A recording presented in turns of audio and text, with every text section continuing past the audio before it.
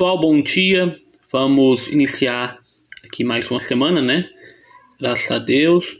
Espero que estejam todos bem. E aí vamos iniciar o nosso bloco de atividades número 15, que começa lá na página 8, atividade matemática, tá? No vídeo anterior aí, nós discutimos sobre ângulos, né? E aí nós vimos a definição de ângulo, conhecemos os principais tipos de ângulos, né? E essa explicação você vai encontrar aí também na página 8.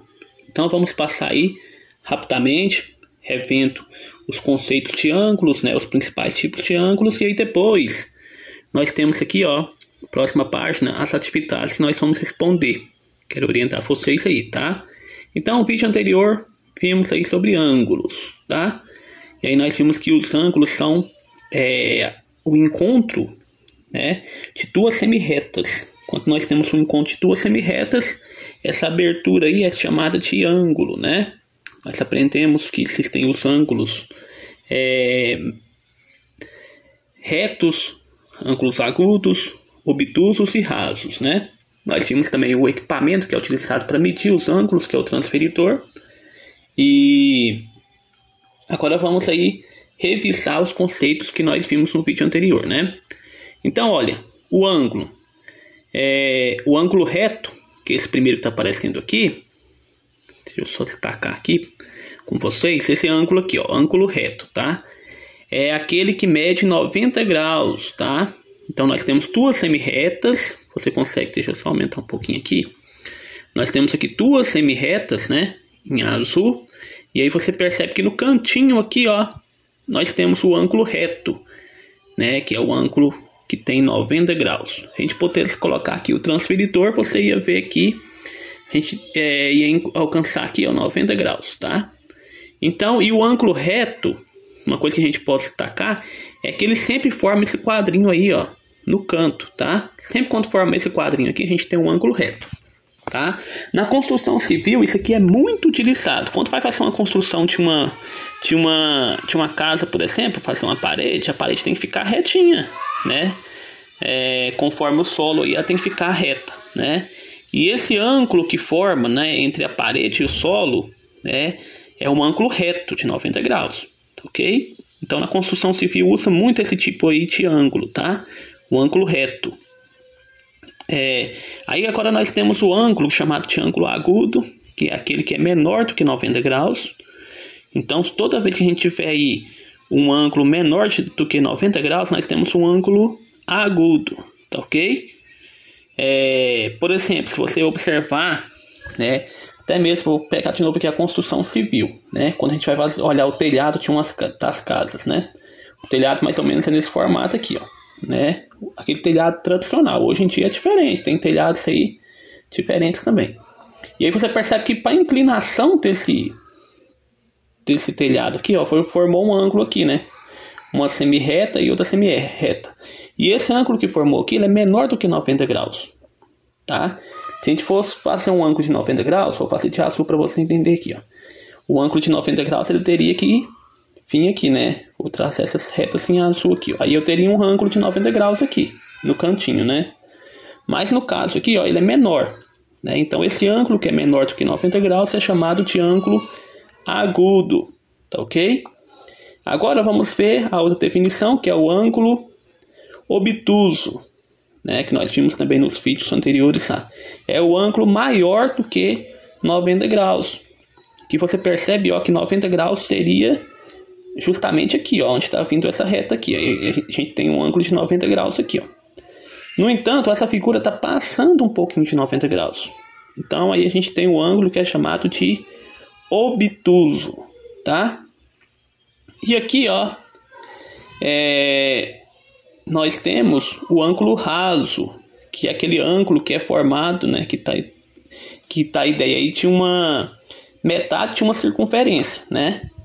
Então, aqui nós temos dois ângulos de 90 graus, na verdade. Se a gente traçar uma reta aqui no meio, ó, a gente tem um ângulo de 90 aqui e o outro ângulo de 90 aqui. Então, a gente tem dois ângulos de 90 graus que formam 180 graus, tá? Esse ângulo de 180 graus é chamado de ângulo reto.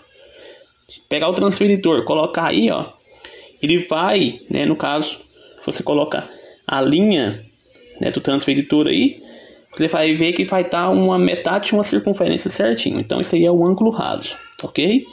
E alguns exemplos do dia a dia aí para você entender, né, onde que a gente pode encontrar os ângulos, né, na tesoura mesmo, né, abertura da tesoura.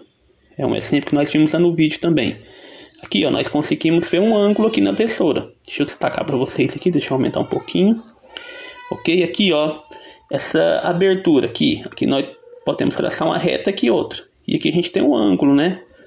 Aqui, no cabo também, da mesma forma, né? Nós formamos aqui um ângulo, né? Essa parte interna aqui, tá? Ângulos aqui menores do que 90 graus, né? Porque 90 graus teria que ser aqui, ó, retinho, né? E aqui é menor.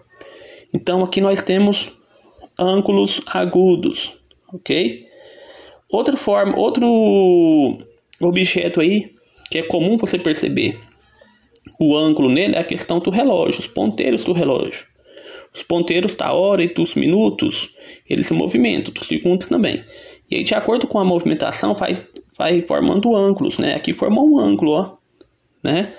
No ponteiro do relógio aqui, ó, que é essa parte interna dessas duas semirretas. Então, aqui nós temos também ângulos, né? Exemplos de ângulos no dia a dia, tá? Olha aqui, ó. Aqui o homem praticando uma atividade física, a gente consegue perceber aqui alguns ângulos também, tá? Deixa eu destacar com vocês aqui. Vamos pegar como exemplo aqui a perna do homem, ó. A perna e o solo, né?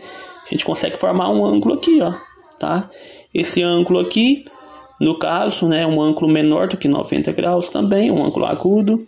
Aqui, ó, se a gente for traçar aqui, ó, quantos ângulos que a gente consegue encontrar nessa figura? Olha aqui um ângulo aqui também. Aqui um ângulo reto, né? Conseguimos formar um ângulo reto aqui.